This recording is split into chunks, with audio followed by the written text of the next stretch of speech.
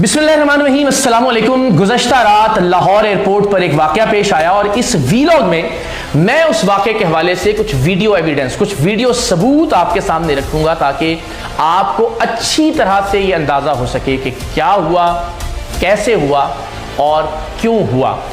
लेकिन ये वीलॉग शुरू करने से पहले मैं आपको कलमा तैयबा पढ़कर यकीन दिलाता हूं कि ला इलाहा इल्लल्लाह मुहम्मदुर रसूलुल्लाह सल्लल्लाहु अलैहि वसल्लम। कल रात मैंने अपने आप से ये अहद किया था कि अगर दूसरी जानिब से कोई झूठी खबर, झूठा मौक़िफ़, झूठा वर्जन या वीडियो नहीं आएगी तो मैं अपने तौर पर कोई वीलॉग या वीडियो पोस्ट नहीं करूंगा।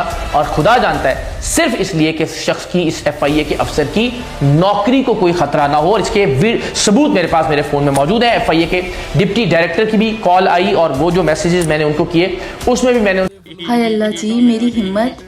एविडेंस के चक्कर में मैंने पूरी वीडियो देख ली। मुझे तो ये समझ नहीं आया कि जिस चीज़ का सबूत ये देना चाह रहे थे, क्या मैं नाबीना हूँ कि आप लोगों को भी नज़र आ रहा है? कोई सबूत आपको इस पूरी वीडियो में नज़र आया है?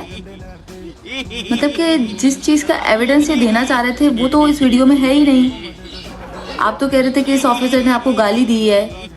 पूरी दुनिया में सारी वीडियो शाया हो गई, हर पेज पे वीडियो लगी हुई है, हर अकाउंट से ये वीडियो निकल के आ रही है, लेकिन एक वीडियो भी वो नहीं निकल के आई जिसमें इस बंदे ने इकरार से आपको गाली दी है।